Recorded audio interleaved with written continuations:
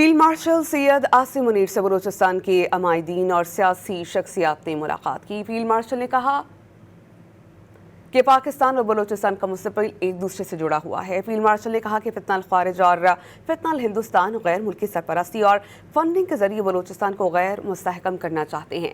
मुल्क दुश्मनों का मकसद बलूचिस्तान की तरक्की को रोकना है। पाकिस्तान और बलूचिस्तान के दुश्मनों के इरादों और अज़ाइम को इत्तेहाद और यकजहती और रियासत के भरपूर जवाब के जरिए नाकाम बनाया जाएगा।